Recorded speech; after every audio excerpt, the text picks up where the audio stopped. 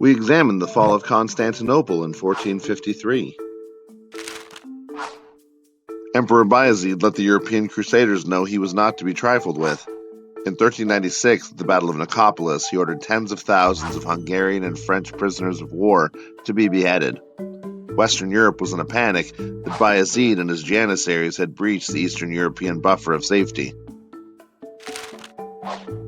However, for the Europeans, in a moment of the enemy of my enemy is my friend, Tamerlane attacked the Ottoman Empire in 1402, and the Ottomans had to go from offense to defense to stop his rise to power. By the 1410s, the Ottoman Empire was ruled over by Sultan Mehmed I and eventually his son Mehmed II.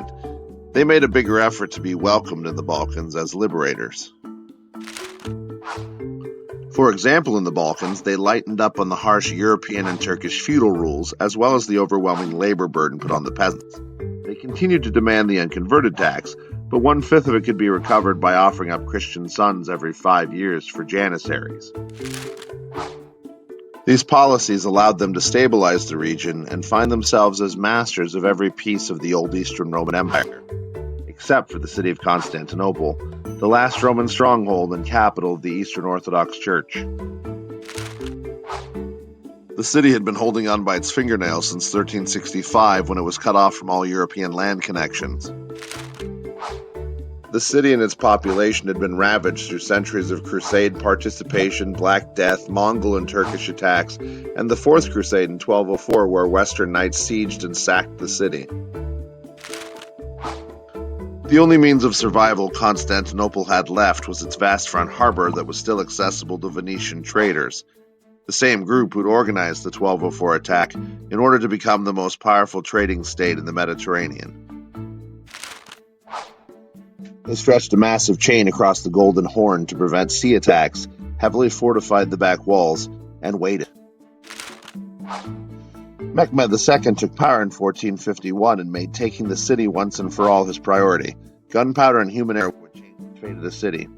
Mehmed took his ships out of the water, put them on greased axles, and rolled them around the chains overland.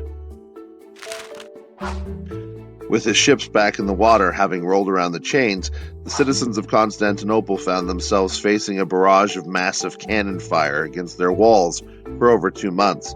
His superguns were 14 feet long. One named Basilica was over 27 feet long and could fire half-ton shots.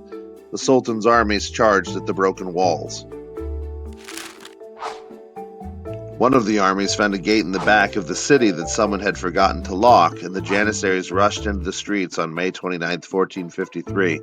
The last emperor of Rome, Constantine XI, would die fighting in the streets. The effects of the Great Schism played out as the Roman Catholic, Venetian, and Genoese troops broke from the Orthodox troops and ran for their ships. Citizens committed suicide off the walls to escape the slaughtering, raping, and burning. Mehmed had allowed 3 days of looting but guarded the major buildings. He converted Hagia Sophia to a mosque, and it said that he cried when he entered the city and saw the destruction.